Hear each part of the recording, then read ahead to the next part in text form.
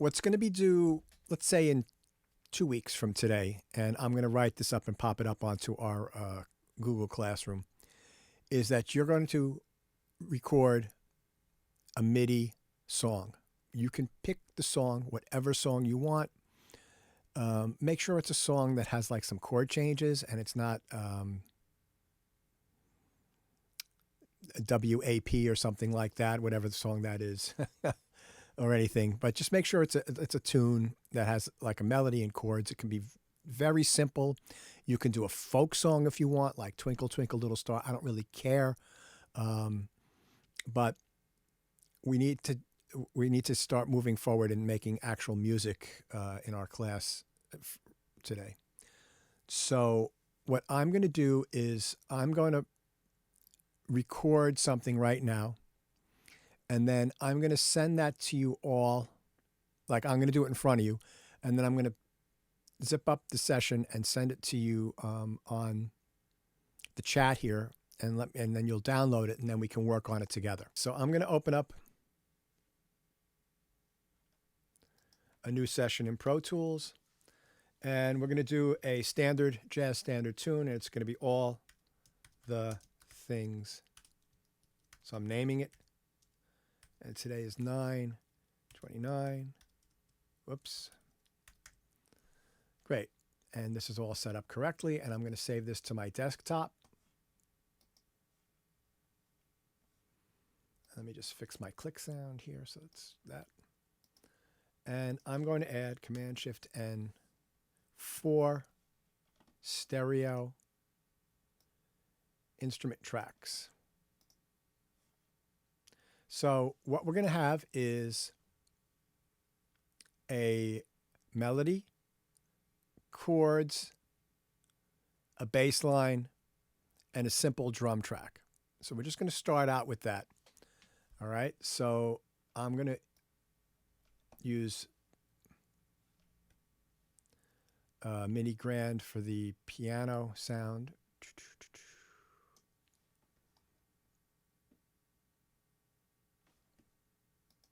And then I'm going to put in 3 instances of expand. Right, so notice I put it into one track, and then let me just get this so I can see everything. I'm going to hold down the Option key. This is why I've got the keyboard showing. I'm going to click. Whoops. I'm going to hold the Option key down, click, and drag. Just like that.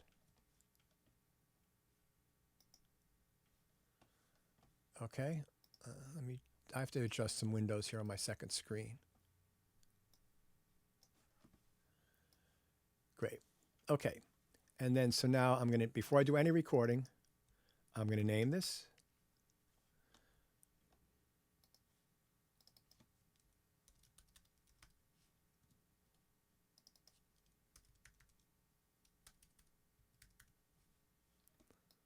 And then the next one is drums.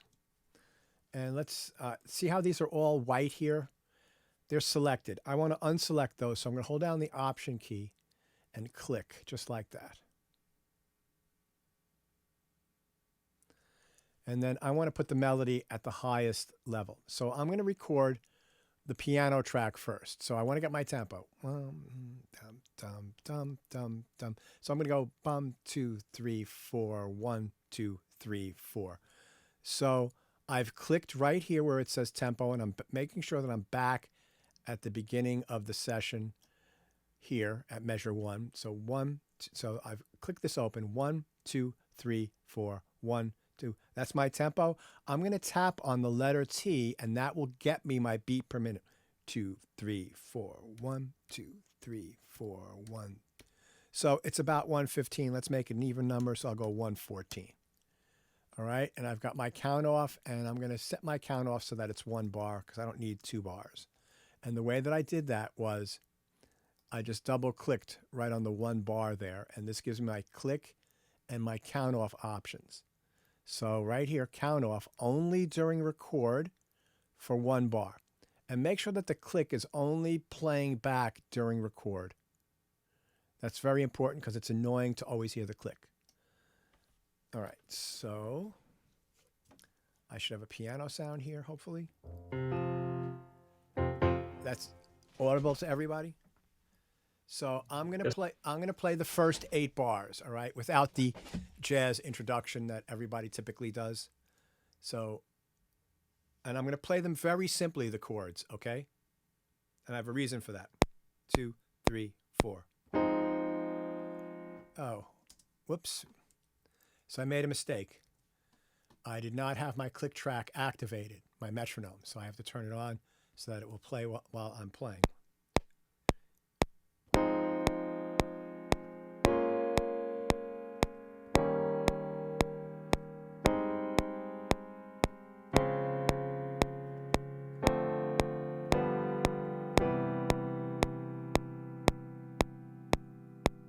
Okay, so I did my piano part. I'm going to edit that and make that better. I want my melody, so let me choose a melody instrument. So I'm going to choose, just for fun, I'm going to choose a flute. Here we go, flute. So I'm going very quickly. So I've opened up Expand 2, and up here, there's the preset menu or the librarian menu. If you click on that, it opens up another bunch of folders, and you can scroll all the way up. There's 29 folders. So I'm going to navigate to 18, which is brass and woodwind, and 30 plus 36 is flute. So I'm going to just select that. Now, I don't care what style song you pick. I'm just picking this one because I felt like it.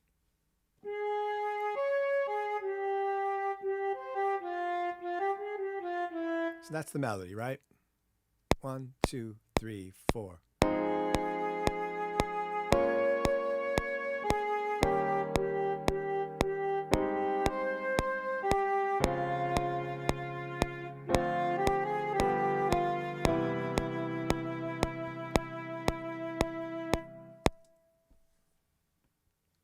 Okay. Next, we're going to add some bass. So I'm just going to call up double bass. Let me see. I'm going to play a very simple bass line, which we'll work on later. 2, 3, 4.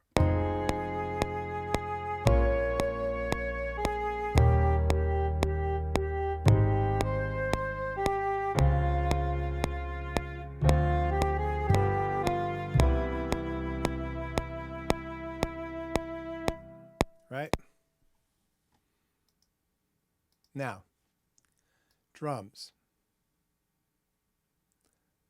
So again, I'm just going to my factory default. I'm going to drums, and I'm not going to put in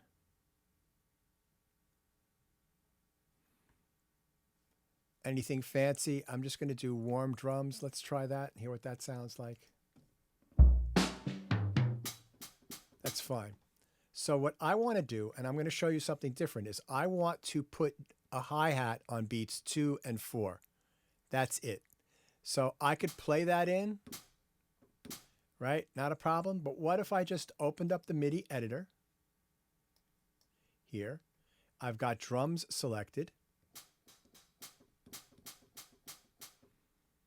And if I go here and just see, I can scroll down. Let me refocus this camera a little bit.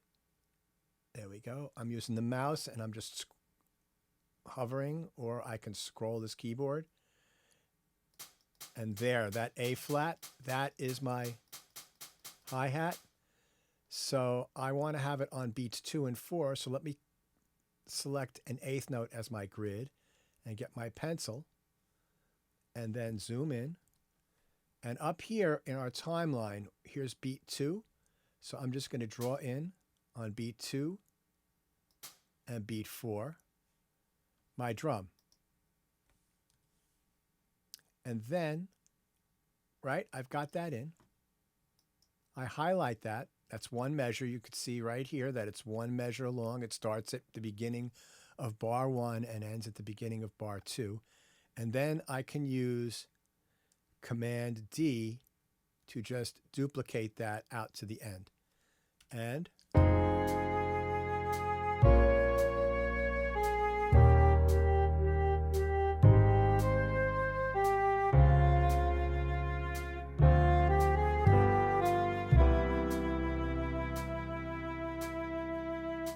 right, great. So I'm going to save this. So I'm just going to start working and talking about it, and then I'll undo everything and do it again so that we can do it together. All right? Those of you that can do it together. So I know that it'll take you a second to get all set up. I've got a track record enabled. So right now I'm going to unrecord enable it. And this is pretty big. I don't need to have it that big. So I'm going to close it down. Now, one thing that you should be aware of is that when you open up a Pro Tools session from someone else's folder, it overrides things. It's really a drag, but it overrides things that you have set up. So if you're working on a laptop now, or you're going to open up your session, it's going to have all this stuff in it that you don't need to see. So what's good about this is it gives us an opportunity to work on customizing Pro Tools for our own setups. So I'm going to go right here. We don't need to see the zoom controls or the transport or synchronization. And we don't need to see the universe. Right? So this will help you guys, if you've got a laptop, to be able to see just the stuff you need to see up here to work. So I'll do that again. I'm turning off the zoom controls, the transport. I'm hiding them. And the universe. And we don't need to see the clip list either for right now. The track list is helpful. So that looks more compact, more concise. It looks like something that you'll be able to fit onto a 13-inch laptop screen. All right. Good. So I'm not going to be playing anything for right now, so I'm just going to move this in so I can get closer to the computer keyboard. What I want you to start getting in the habit of is preparation, right? Preparation. It's really important. So before I start doing any editing or anything, I want to make sure that my tracks are named properly. And you should make sure you name your tracks before you record anything, because what happens is that you record something with the name and the name ends up on the track, on the clip, on the track. If I were to record something on a track with no name, where the track has no name, that's funny. Hold on a second. Let me show you. If I were to record something on this track, and I'm going to mute the other tracks, and I haven't named it,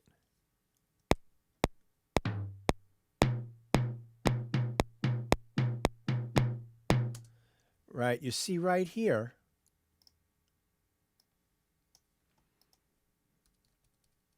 track is not named properly.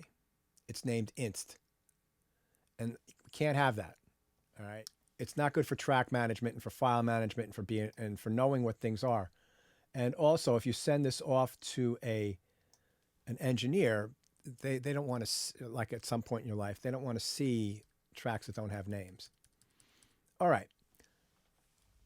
Now, let me show you a little trick. You see how all these tracks are muted? If I hold down the Option key and click on one of them, they all become unmuted. If I want to mute all the tracks, I hold the Option key down and click on the M, and they all become muted. So these are little shortcuts to help you work faster. And do you notice that this is taking up a very small space in my edit screen? To fit everything on this edit screen, I believe the key command is Control, Option, and A. So that's a good key command to learn. I would write that down or type it in so you don't forget it. Let me show you another good key command. So that's Control, Option, A. Another really good key command. Let's say I want to zoom in on just this area right here. So I've highlighted it. And, well, I want to see all these tracks just in this area here. The same Control, Option, and the letter F for fit. Right? Control, Option, A for all, Control, Option, F for fit. So you see how it fit that little area right into my edit window.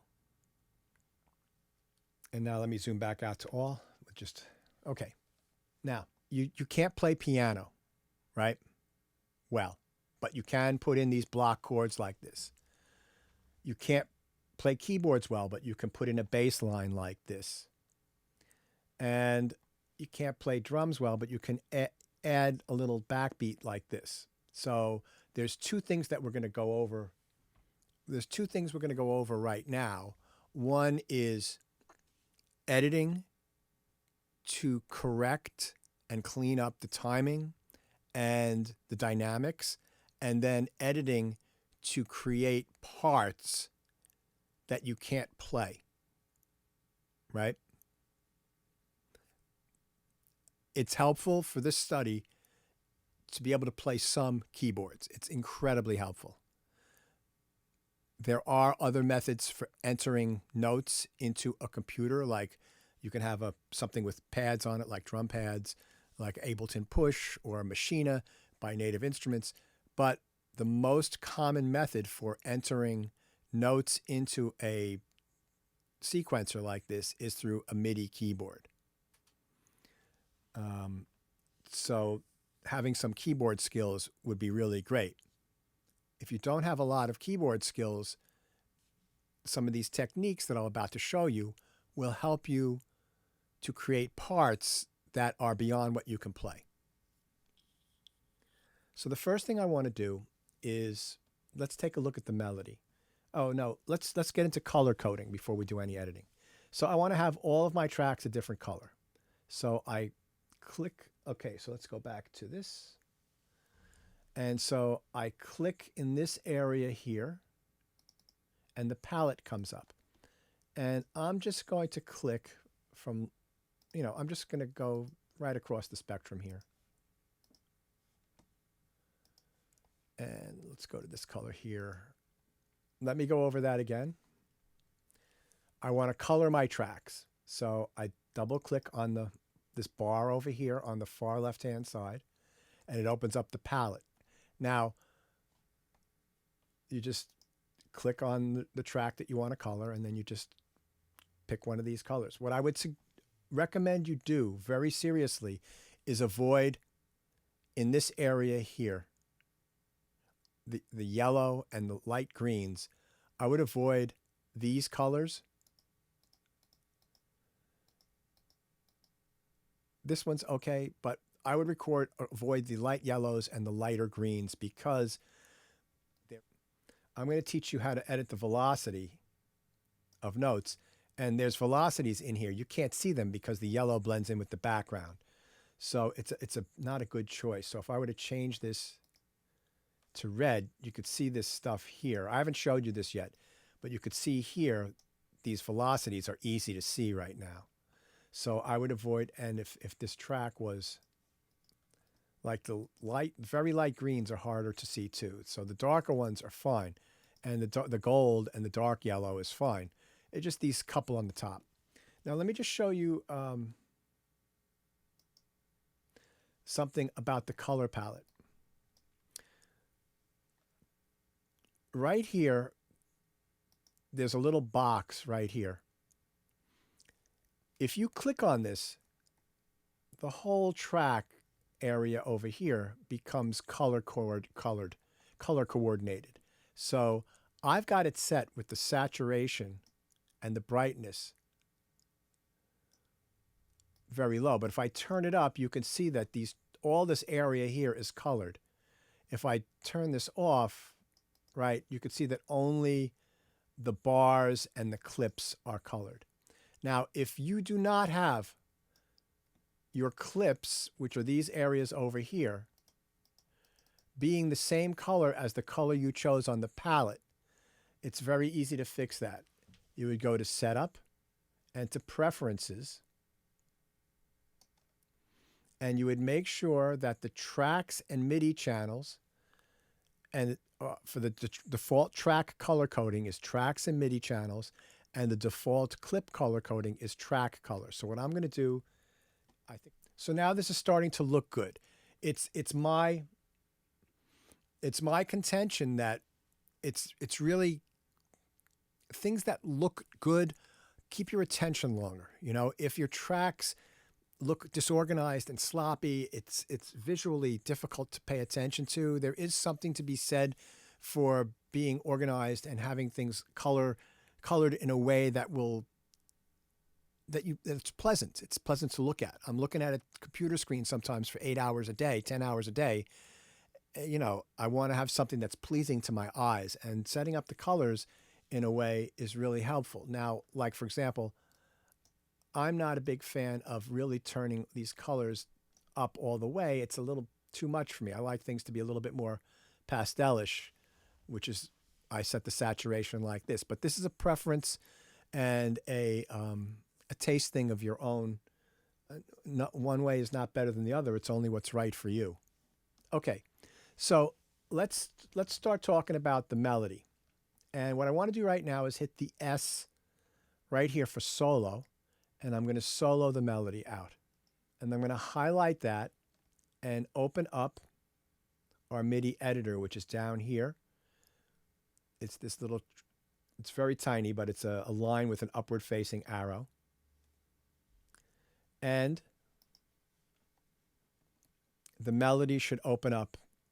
If it doesn't, you have to go into the tracks list and make sure that the light next, this little dot next to the name melody is clicked.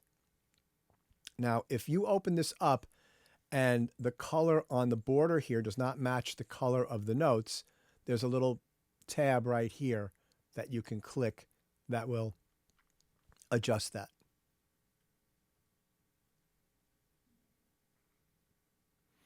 Now, there's a couple of thoughts here.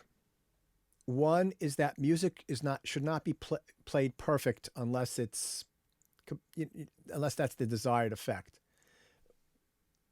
Music breathes. There's space between music.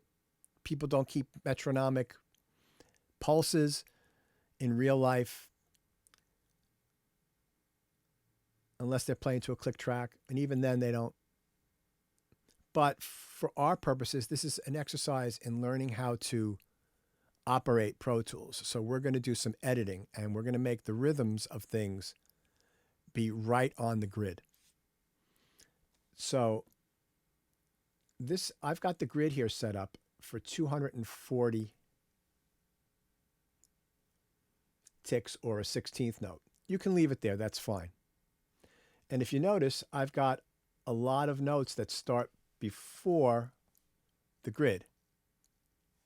So what I'm going to do is just use the trim tool, and I'm going to trim the ends of notes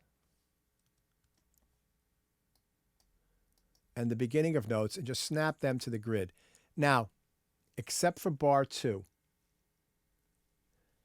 I'm just going to snap the beginning of the notes at bar 2. And why is that? Because I like this little space here. It's not, it just will speak better if you leave a little space here. But for these longer notes, I'm just going to I'm going to go over all this again.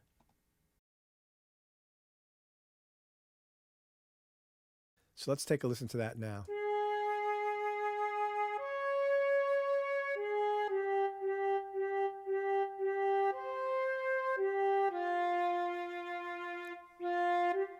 Now, you see right here on this note here,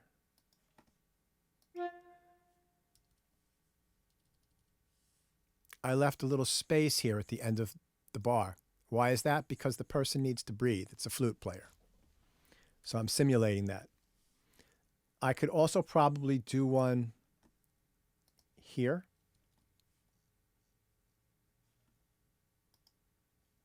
And one here. And if it's a return key.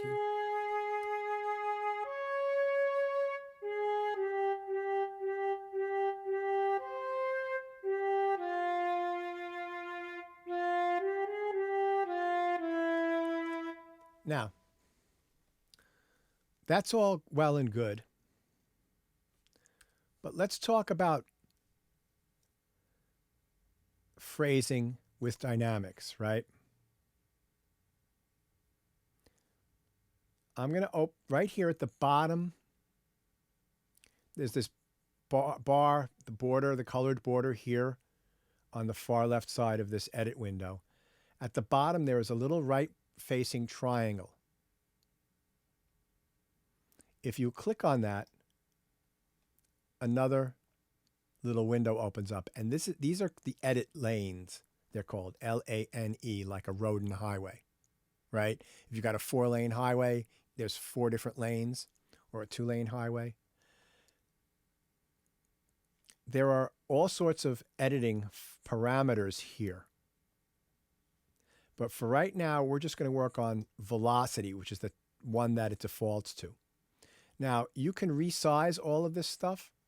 If you hover over this bottom border, click and drag down, you can make this a little bigger.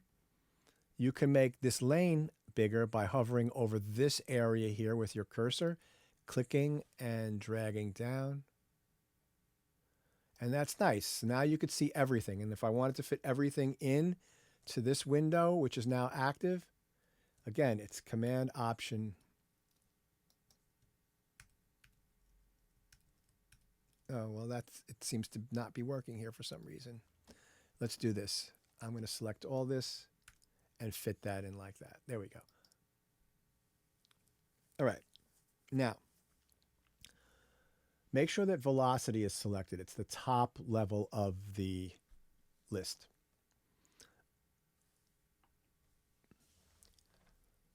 In the MIDI world, velocity is defined as the speed with which a key goes down, right? It's not how hard you hit it, although if you hit a key hard, it's going to go down quicker than if you hit it softly, but it measures the speed with which a key goes down. The higher the velocity, the faster the keyboard goes down. The lower the velocity, the slower it goes down. Velocity typically translates out into volume. Higher velocity is louder. So let me show you that. Now, if I click right here and drag down, that's one volume. If I drag all the way up, that's louder.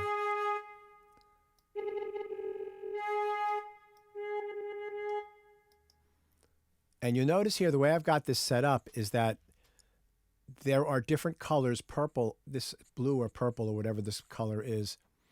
This is lighter. And I've set that up in the preferences as well.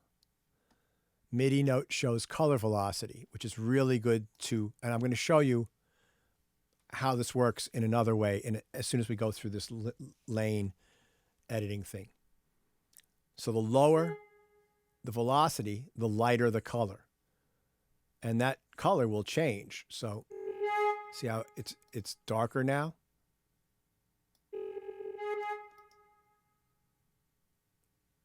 Now, when I bring this up, this note gets highlighted. To unhighlight that note, just simply click anywhere in this field. So let's make this a moderate volume, velocity, the same with this. And then what I want to do is I've got these repeated notes. And I'm going to make a choice now, and I'm just going to make a little phrase here where the first note is loud, and then the next 3 get louder until we hit this note here.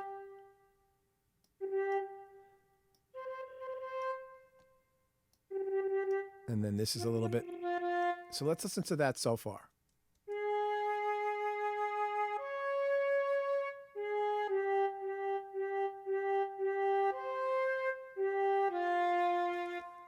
Now, you could see already that this sounded a little bit more interesting, a little bit more phrased. What I will say here is that this velocity is the same as this velocity, but if you actually listen, which note is louder? Right? You can hear the second note is louder than the first note, even though they have the same velocity. That's a poor job of sample programming. All right. So you have to adjust that. And so you'll just click and bring this down and try to balance that out by listening. Even more. That's better. And then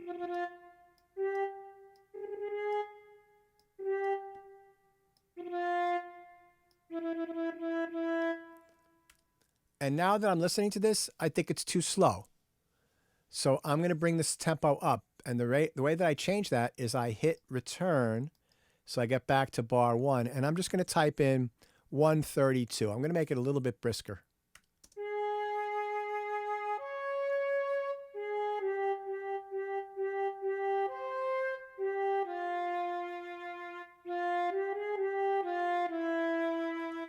So again, I'm listening, this note here, even though the velocity is lower, it sticks out. It's the same pitch, right? So here, the same thing. So I'm going to have to adjust that and make that sound better. So they're still too loud.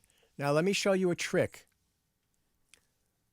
I have the grabber tool selected right here. I'm going to click and lasso those two notes. So you see they're both highlighted. I can click and drag them both down at the same time.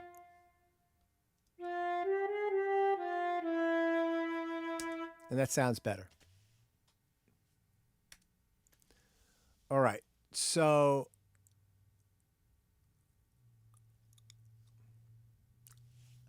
I'm going to mess this up. And then I'm going to show you a different way to do this. All right, so I've made them all even now, right? Now, in Pro Tools, there are multiple ways to do the same thing. And the more ways you know, the quicker your workflow will be, because for one function, doing something one way may be the right answer, and for another function, doing something a different way might be what's best for that situation.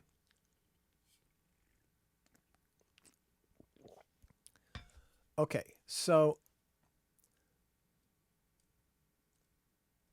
notice I'm going to hold the command. I have the grabber tool selected right here. I'm going to hold the command key down and watch what happens. See, it's a cross right now. Right? Like a T or a cross. When I get over the note, you'll see it's going to change shape when you hover over the note. So that is a trimmer tool sideways, right? So let me go back to grabber, holding down the command key. I can click and drag down, and you see how it's affecting it here? And if you look in this area right up here, you could see the numerical value, right? So right now it's 61 and it's 43. And that's good for volume matching if you've got a better sample that's more evenly mapped. So I can go through this.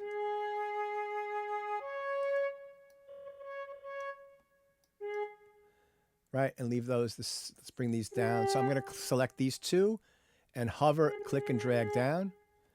And then maybe make this one a little louder, but not completely loud. And then with these, I'll do the same thing I did before.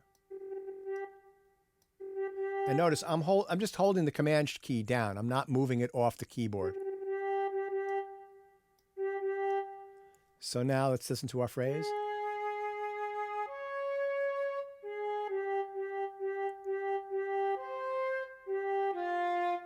And again, this note here. So now let me just show you another trick. For this passage right here. Now just remember, if you do this, it does it for the whole track. But this passage ends here, so I can do this for this one function. I want to select all of these, they're Fs. I could just lasso like this, and they're all selected. Or do you see the keyboard right here? If I hover over here, it turns the color of the track. And if I click, they all get selected.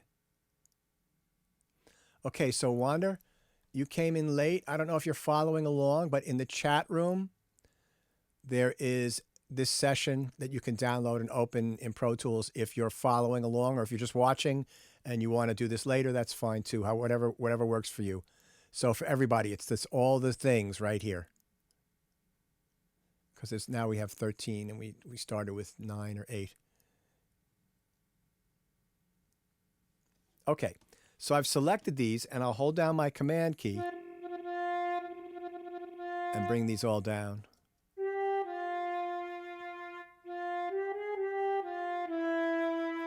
And this last one is too loud.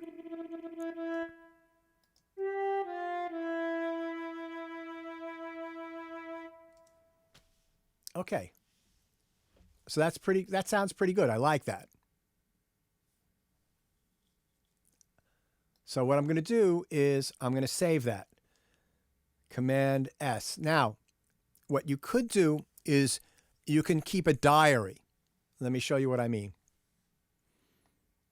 If I go to the File menu, Save As, it takes you to your session folder. And then I could just title this version 2.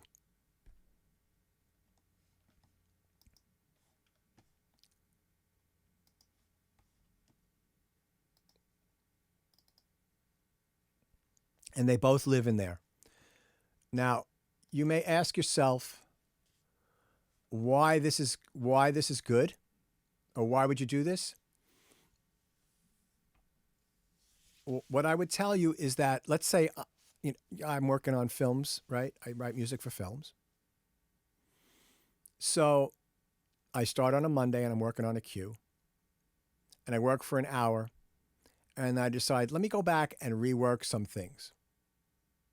Rather than writing over what I've done so far, I save as a new session, version 2. And then I keep working. And then at the end of the day, I listen back and I think, you know what? I like version 1 better. It's still there. You can open it up. You're keeping a diary of your work that you can refer back to. This can work in your own music. You're working on a piece of music and you're doing an arrangement and you like the arrangement you started the day out with rather than the one that you finished the day with. Well, if you have a diary of keeping all these different versions, then you will be able to do that easily. All right. Okay, so piano. So I'm going to solo the piano for a minute. Now, no, I got your email. We can discuss that later. All right. Great. Yeah. Thank you. I have a class before this, so I just, and then Michael Lipsy wanted me to do a few things between classes. So the department chair. If you guys knew the amount of emails I got from Queens College every day, it's activities. It's insane for an adjunct. Oh, well. All right. So let's look at this piano track.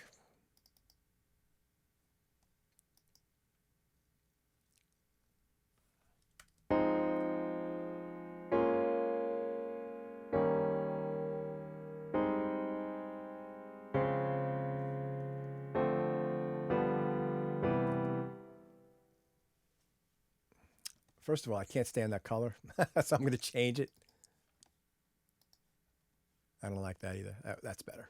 Okay. Now, if you notice,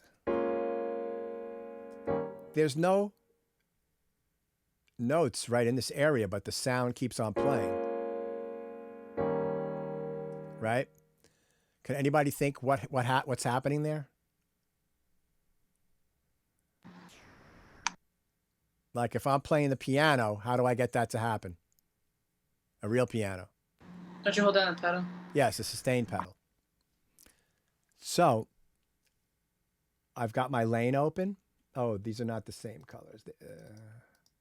There we go.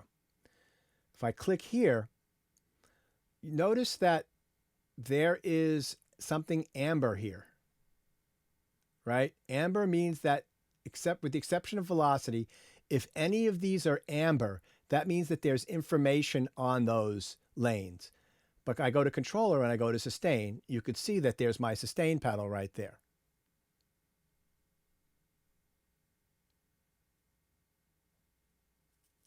Now, if I wasn't going to edit this into something else, I would probably leave the sustain pedal, but I want to show you a way to create a piano part from just these block chords. Okay? So I'm going to get rid of that. So I'm going to use the trimmer tool, and I am not going to be up here where the notes are, but I'm going to be in the lane area here, right? So do you see what happens? If I'm in the lane area and I select, this area here stays unaffected. But if I'm in this area and I select, everything is selected. So the lane is almost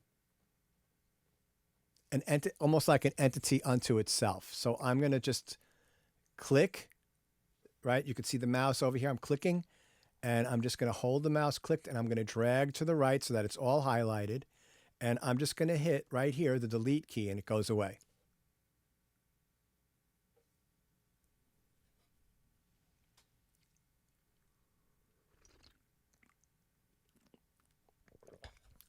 So now what I want to do is I want to edit these notes so that they're all, let me just close this for the time being, so that they're all starting.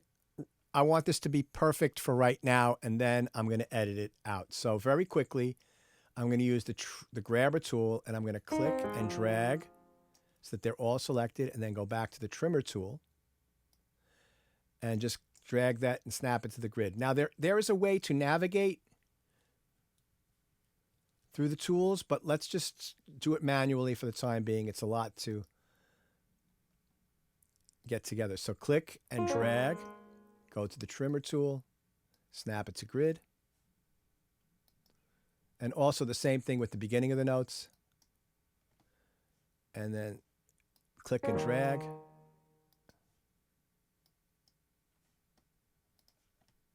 And then the end.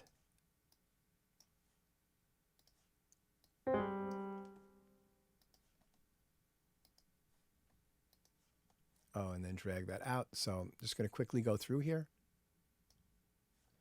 Now you can also do this manually if you want, just by clicking on each individual note. Whatever floats your boat. It's your workflow, not mine, and whatever you're comfortable with.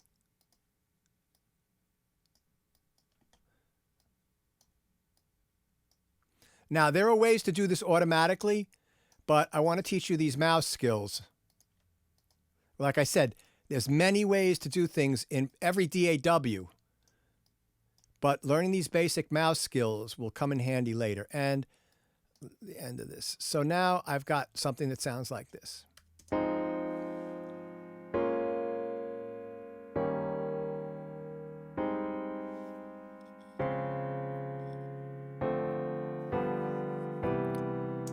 These are not the greatest chord voicings in the world, but they're functional. Now,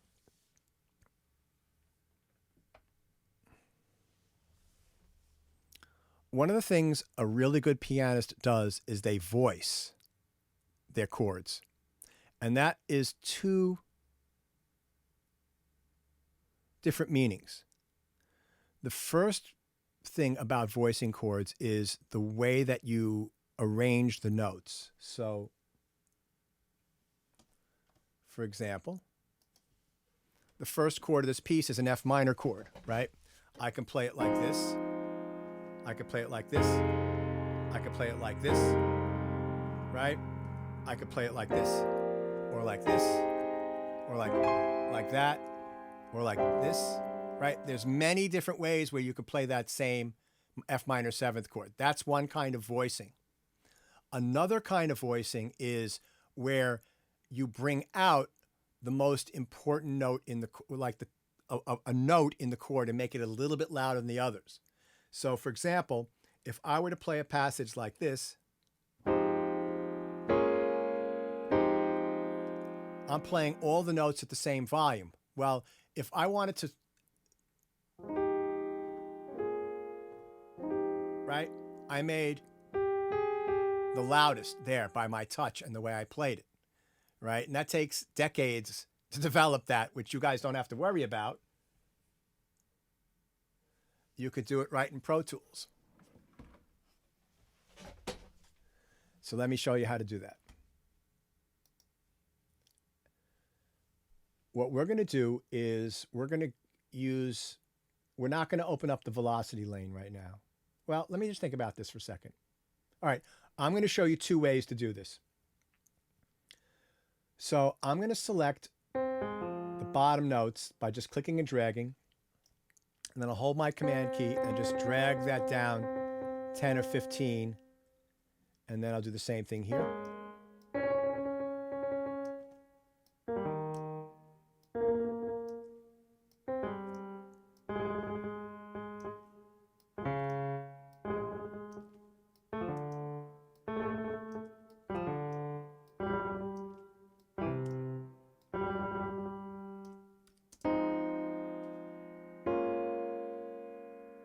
So you can hear the top voice is louder now.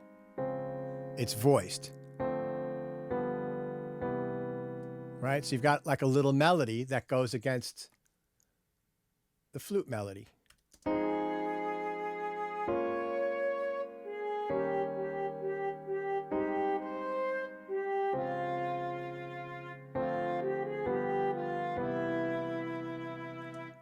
So that's how you take apart and you create a little extra. Oh, thank you, Caitlin. Wanda, did you get the project file? Great. Okay. Thank you, Caitlin. All right. So I have the grabber tool selected, right? And I can just, I can just grab notes. And if you see, if I click on a note, it turns into a pointed finger. Well, if I hold the command key down and then hover over a note, it turns into a sideways trimmer. See that, right? And if I click, I can drag up and down the velocity. Now, let me unsolo the melody so we just have the piano.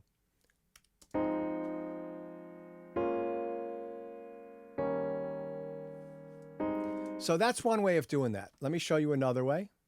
Let's open up our lane here and go to velocity.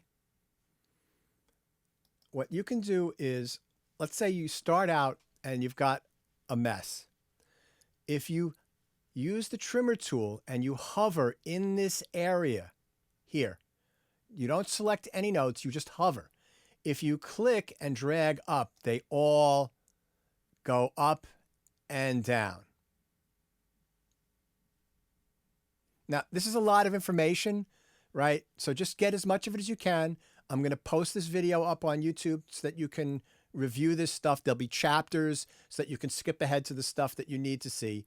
I'll hopefully get that up by the end of the week because I've got class tomorrow. I'm teaching, and usually I have a lot of stuff to get through this week, but I'll get it up as soon as I can.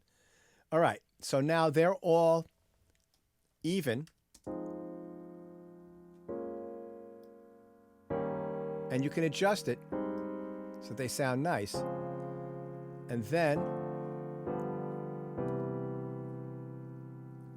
what you can do is you can use the grabber tool, hold down the shift key,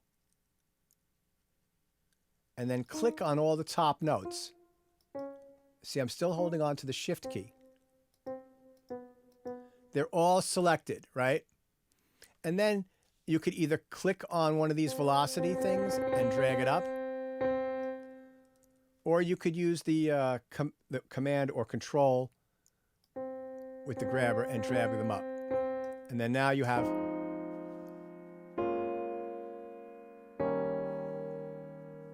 and now you can really hear that melody, right?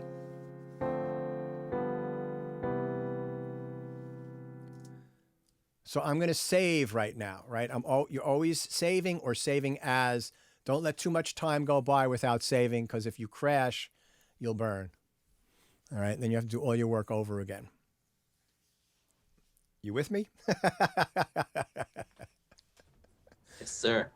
All right, let me close this down because I like this velocity the way it is. So look, for what you guys are doing, I would say to make the velocities flat like that and then bring the melody up, you'll get a better result unless you're a really good keyboard player, in which case then you could just do some minute adjustments, right? I just think that this sounds better than the other one, than the first one I did, because I flattened out all the velocities and I made them even, and then I brought out the notes that I wanted. And you could bring out the low notes too, right? So I could bring out the top notes and the low notes. And then,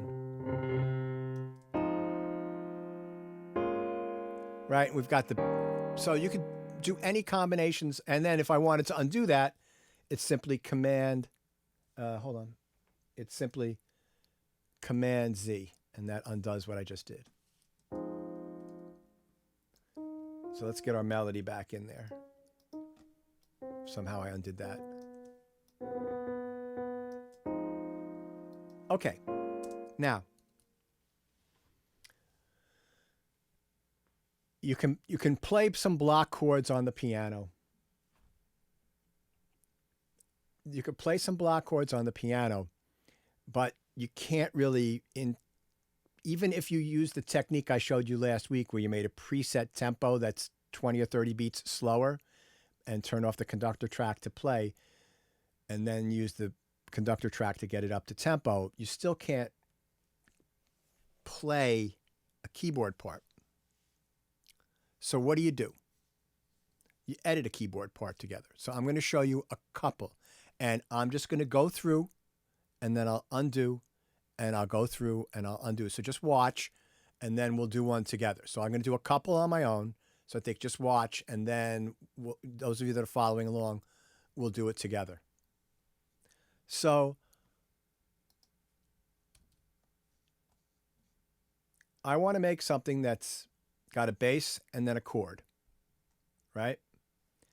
So I'm going to take this and I'm going to just trim all these here.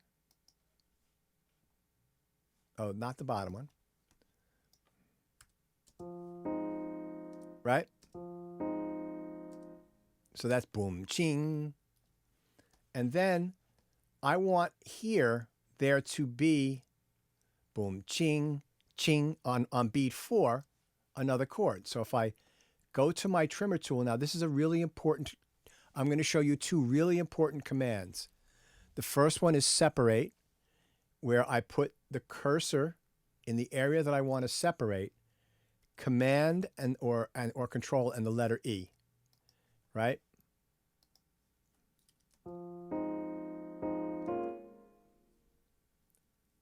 Okay, so now I've got, and I want to make a rhythm here that's boom, ching, ching, ching, ching. Hover, Command E.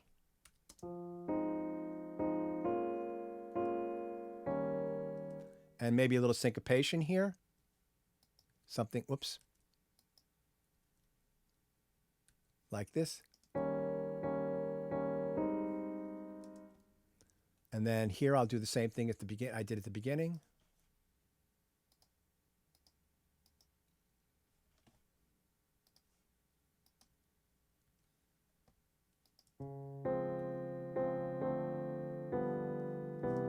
And then here maybe I want a broken arpeggio, a broken rolled chord.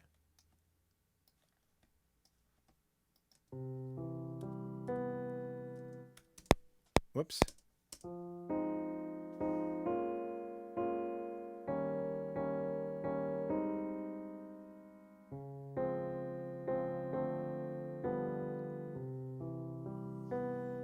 All right.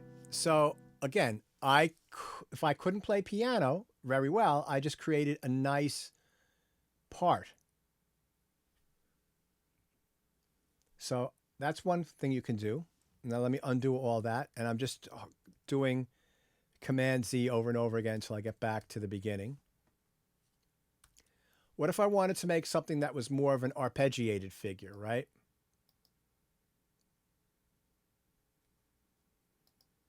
If I wanted to do eighth note arpeggios, right?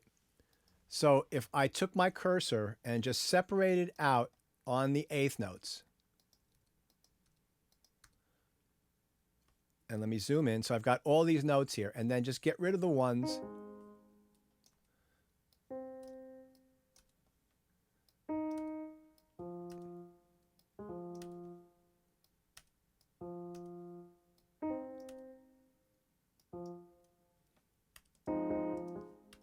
Oh, hold on a second. What did I do? Whoops. Let me go back. I made a mistake. I didn't start at the beginning. Okay, so let's do from the very beginning of the piece. So I'm going to do up and down, right?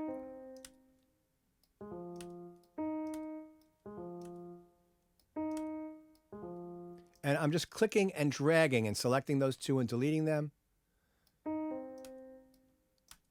And maybe I'll hold the chord out for the last one. Right? So you can create an arpeggio. What if you don't like that rhythm? Well, you can drag this one out, and maybe you could do something like this.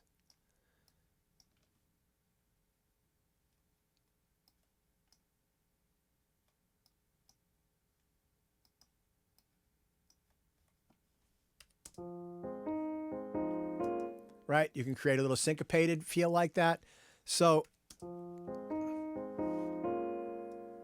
the possibilities of doing these things are not endless, but it's just your creativity and what you can figure out. So these are ways to use the tools that are in Pro Tools to enhance your creativity.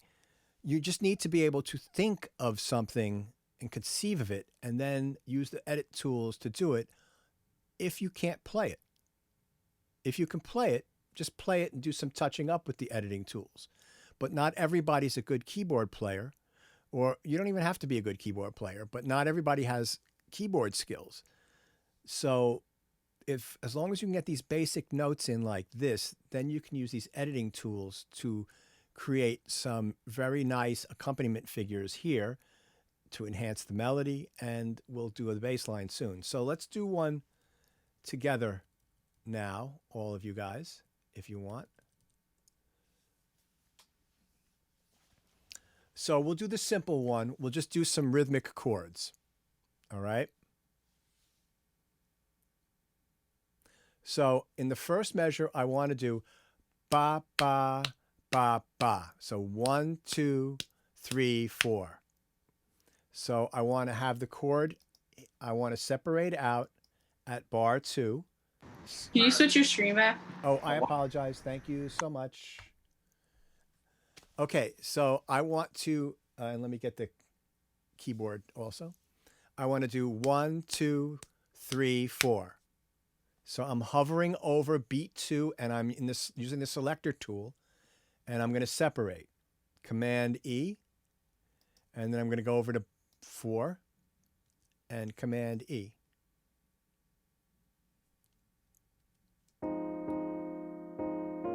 Now, what if you want to change that second chord to a different inversion?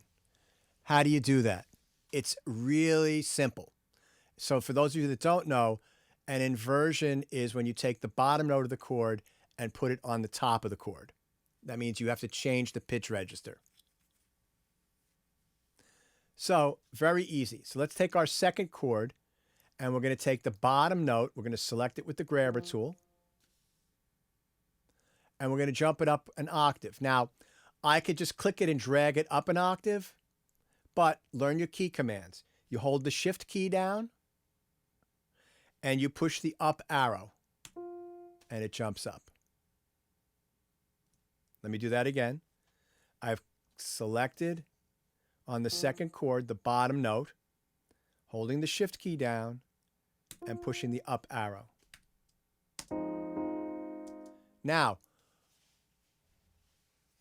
what happens here is that the top note is no longer voiced. This note is the one that's voiced, so we just have to adjust our voicing.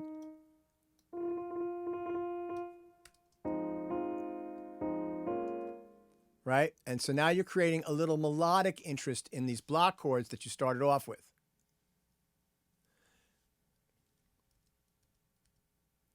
So let me show you that again. I selected this, Shift, and the upward arrow. And then I wanted to revoice this chord not only with the inversion, but with the volume of the melody note in the chord.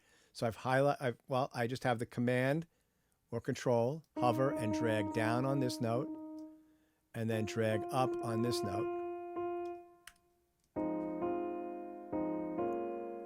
Right? And you can see how we're making this a little bit more interesting just by using the edit tools. Everybody get that? Or is it, just let me know if I'm going too quickly. You know, I know this stuff like the back of my hand, and I just start working sometimes, and it just, you know, it's not, I'll go too quickly, which is not beneficial for you guys. All right.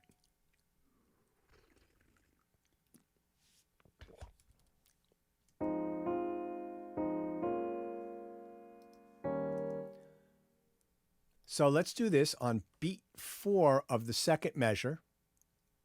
And you could tell the beat you're on one of two ways, on this up here in the ruler area, or you can click and you can look up here at your counter to see where you are. Let's separate that out. And now what we're going to do is we're going to take the top 2 notes and transpose them down an octave, right? I'm teaching you multiple techniques at once.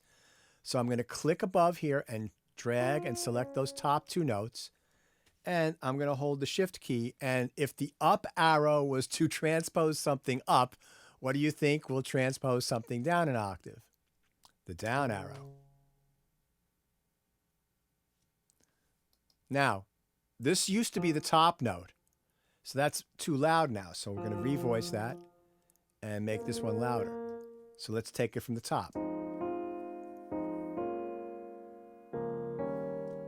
Right? So it's a nice, simple little accompaniment. It's not anything difficult. It's not earth-shattering. It's not the Rite of Spring. It's just, but it's better. But if you can't play keyboards, again, this is, or even if you can play keyboards, this is how you can come up with stuff that you might not have thought of normally. Okay.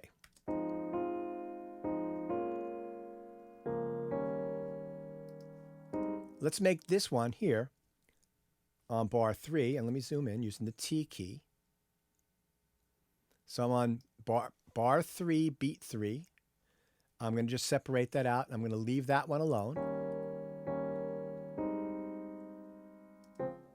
And here, let's create a little interest here, like this. Right? So I just, again, very simple.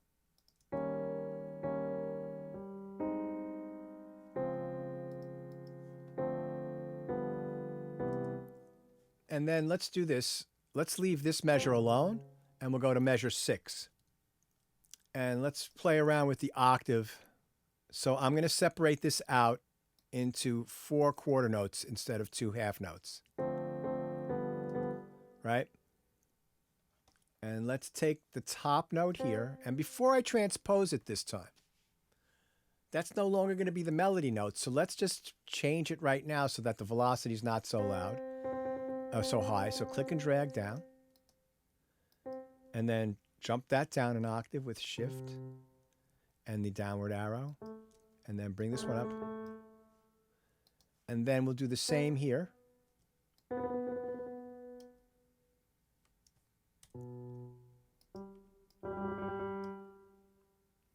And then you could do something really tricky and take one of the inner voices and pop that up an octave.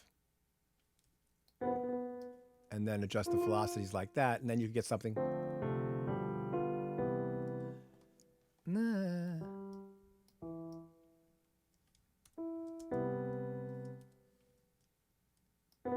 I'm going to go over this again. Let me just quickly do this. So we've got like a little nice melody. Right? But let's just let me change that. Let's just show you that this is the possibilities, right? So let's play that with the melody and see what we got.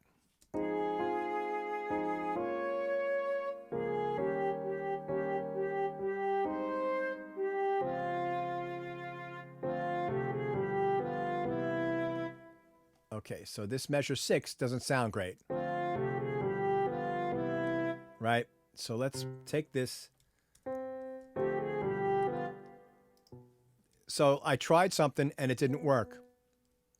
So I'm putting it back to something else that's a little better. That's better. So you can try things. If they don't work, it's not that difficult to go back to what it was before then. Let's take a look at our bass.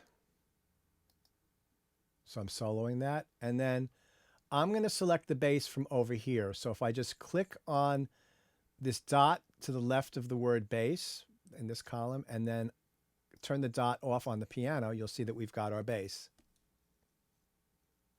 And then, as you could see, I'm using the scroll wheel to adjust. As long as I'm in this field, I can adjust up and down with the scroll wheel and left and right. If you've got a trackpad, you can do it with a trackpad. So I'm just going to snap all these notes to grid really quickly. Let me just, you know something? Let me just try something here. No. There we go. Okay, so let me just quickly, I'm just going to go through and snap the beginnings and ends of these notes.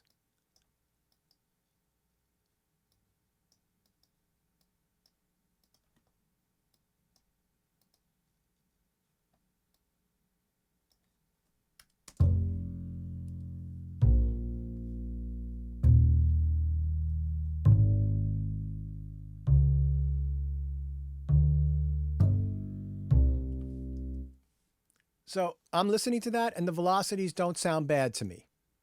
So I'm going to leave them alone. All right. Now, I want to make a little bass line here that's not just on the downbeat.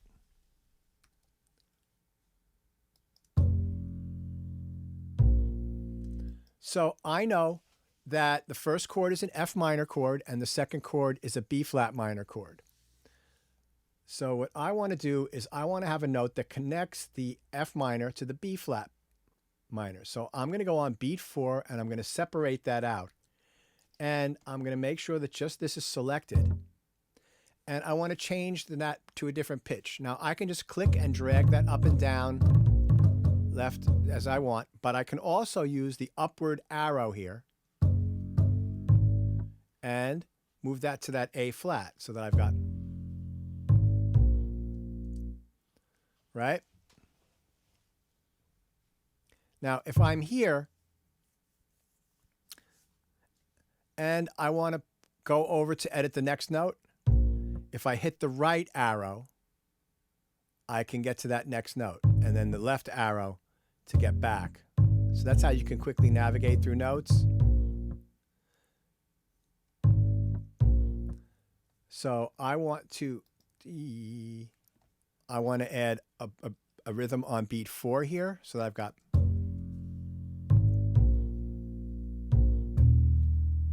And then here, I'm going to change it to boom, boom, boom, right? So I'm going to separate this out and select this. So I can just click and drag to select that. That's another way to select that.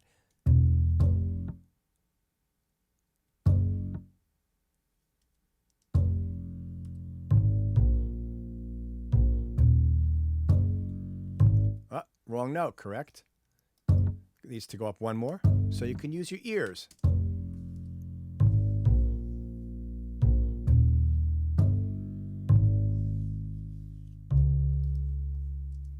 Now here, I can select in the middle here, separate this out, select this, and what if I drop that down an octave, right?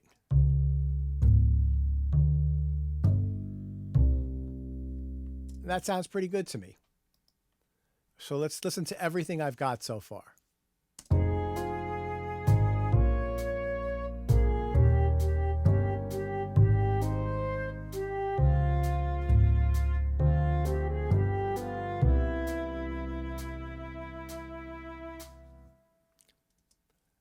I'm going to leave the drums really simple for now. I'm not going to worry about that. Drum programming is we'll talk about that in the next class.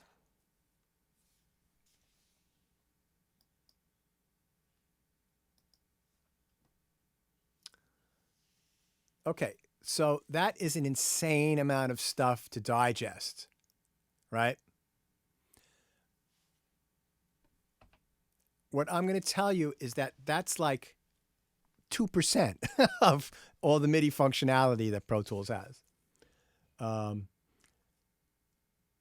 But even with just that 2%, you could see how much you can improve upon what you're putting into the computer. Last week, we went over a little bit about signal flow, right? And I want to talk about track type with Pro Tools right now.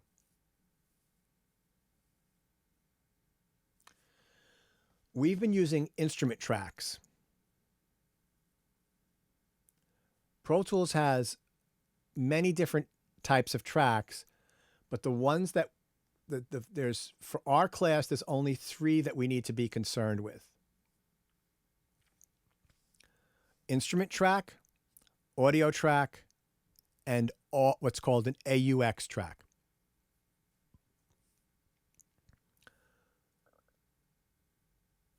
An instrument track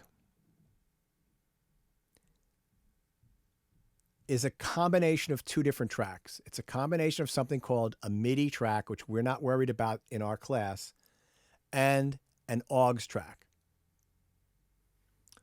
A MIDI track, let me just open up a MIDI track. And let me open up an AUX track or an AUX input. A MIDI track only sends like it's almost like it just sends messages via MIDI, but it has to trigger a sound source. So if you notice here where we've got, the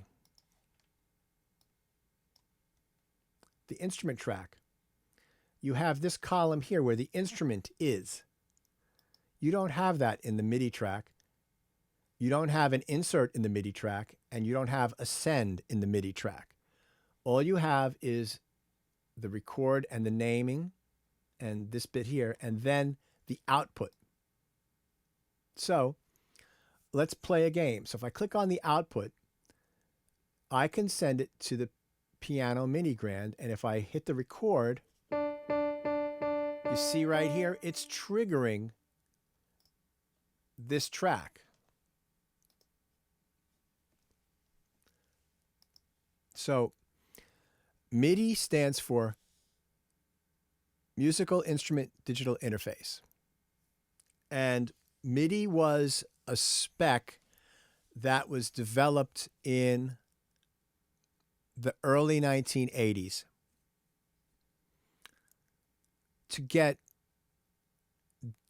synthesizers. So if you look over my shoulder here, you can see I've got a bunch of keyboards.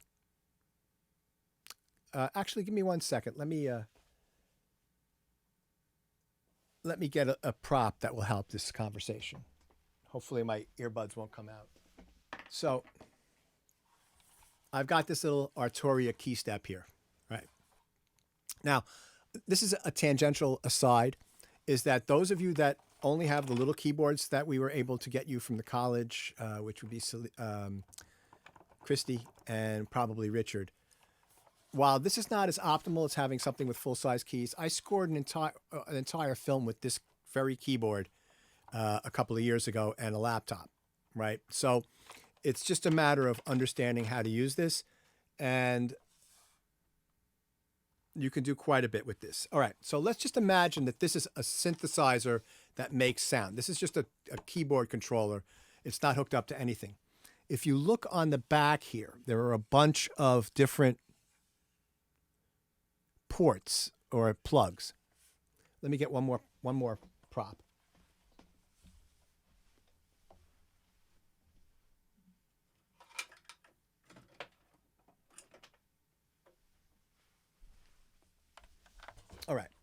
So in the old days, remember the first day of class, I played that Moog synthesizer, right? And the guy had cables that he plugged into it.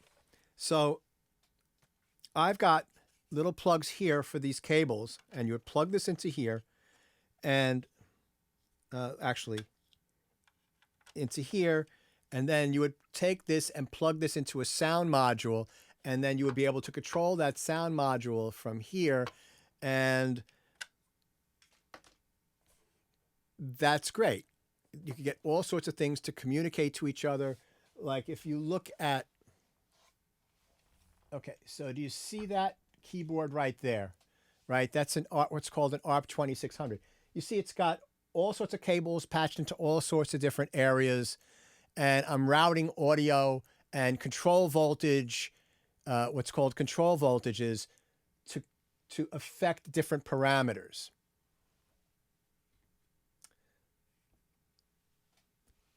Prior to the 1980s, that's the way that synthesizers communicated with each other. So I could have that ARP 2600 plugged into one of the keyboards next to it that has the same kinds of jack plugs, and I could use a parameter from the ARP to control the functionality of the second keyboard.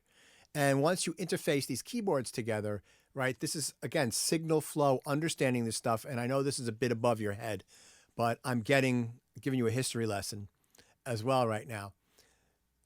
It expands the capability of one instrument. It makes it sort of like an aggregate of those two instruments.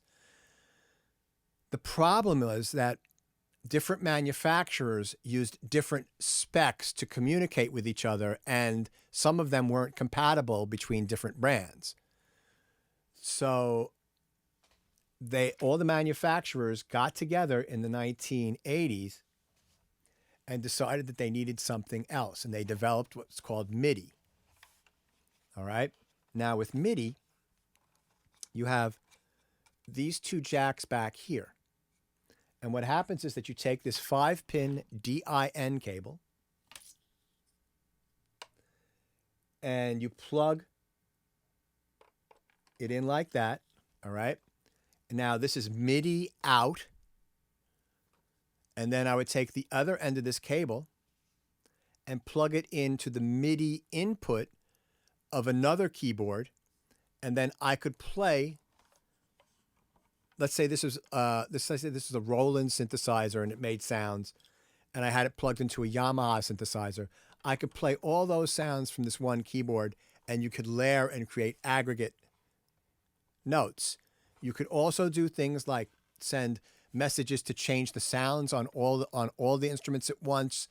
And MIDI has become such an integral part of the entertainment industry that when you go to a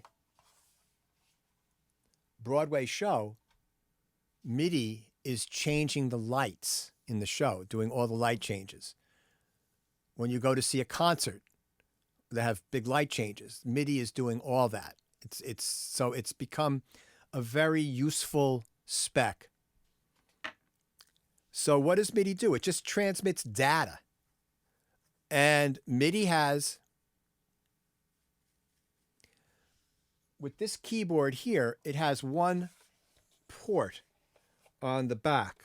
Now, this isn't something that I'm going to be testing you on, but I have to give you a history of MIDI a little bit so you understand what we're doing here in Pro Tools and how it works. This has one port out the back. This one port can transmit 16 channels of MIDI. So you could have this controlling 16 different, right? What used to happen back in the day was you'd have your keyboard controller hooked up to a box, and you'd send MIDI out of this keyboard to the box, the MIDI in of the box, and then that box had 16 outputs on it that you could hook up to different modules, and you'd have all these routing setups and everything in there. And you could send all sorts of messages between these different instruments using this box as a routing device. Now, that's really complex, but getting back to Pro Tools, here we have an instrument track, which has a MIDI output. So I'm assigning it to expand 2 on this track. So it's, if I record enable this, it's only playing the flute. Now, if I change this to the piano, it's playing the piano part, right? So I want to go back to channel 1. Now, this here is routing the MIDI information that you're playing on your MIDI keyboard. I don't have that camera set up correctly anymore. Right? And it's telling expand what notes to play. Expand is a sound module. It is creating sound. You play this note, there's MIDI information being sent from the note that you're playing on your keyboard and being routed into expand.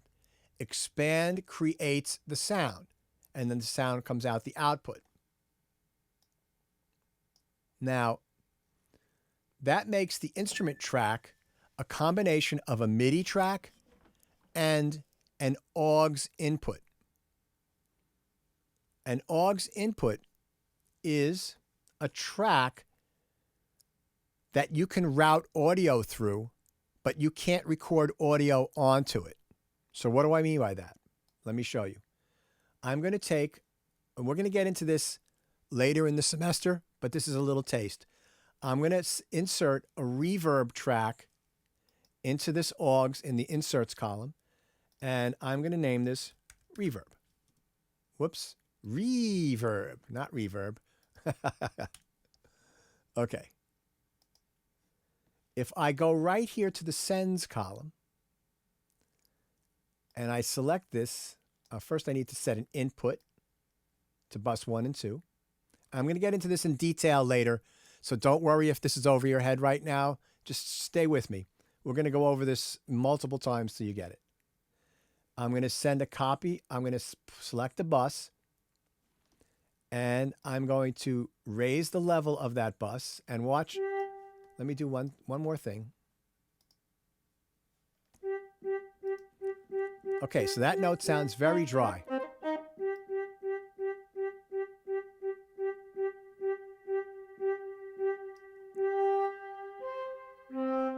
So what I've done here is I've taken this send column, I've put this little fader in there, and I'm sending a copy of this audio that's being played from expand to the input of this AUX track, and then I've inserted this deverb in the chain. So it's playing audio. You could see that the levels on the meter are going up. It's playing audio, but I'm not recording. I can't record audio. Notice there's no record button on the AUX track. That's different than an audio track where you have a record button and you can record audio on it. All right, so these are the 3 tracks that we're going to be concerned, and I'll explain audio track again in the future, but these are the 3 tracks that we're going to be concerning ourselves with this semester. An instrument track, an AUX input, and an audio track. Now, an audio track plays audio. You'll notice that if I were to just, let's say I go here, I'm playing, there's nothing sounding on, right on, and if this, I soloed this track out, there's nothing playing because there's no audio there. This is an audio file, right? It's now in the audio track, and it's playing back audio.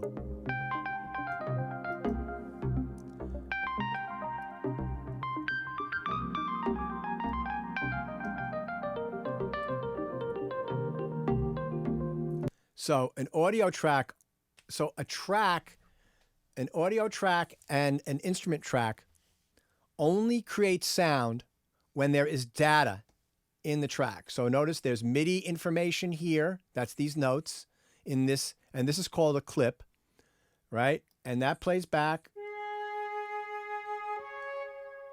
If I were to delete that, nothing plays because there's no data in the track.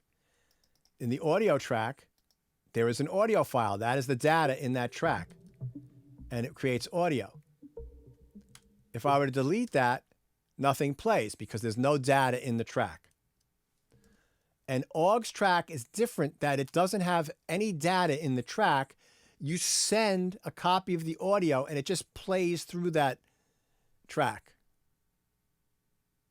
All right. So these are things that I'll be going over again.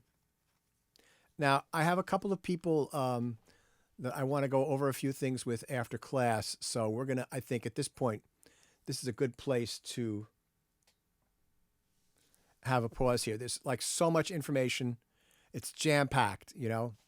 Typically, if we were teaching in the class, I would be going around to each of your stations and checking what you're doing and making sure you're getting it together. And I may do that, like having private, like during our class time, we may have like a private 10-minute break sessions. And I can check, we can share screens and I can see what you're doing. So that maybe is something that we do in lieu of me walking around the classroom and giving you tips and pointers and demonstrating things for you directly.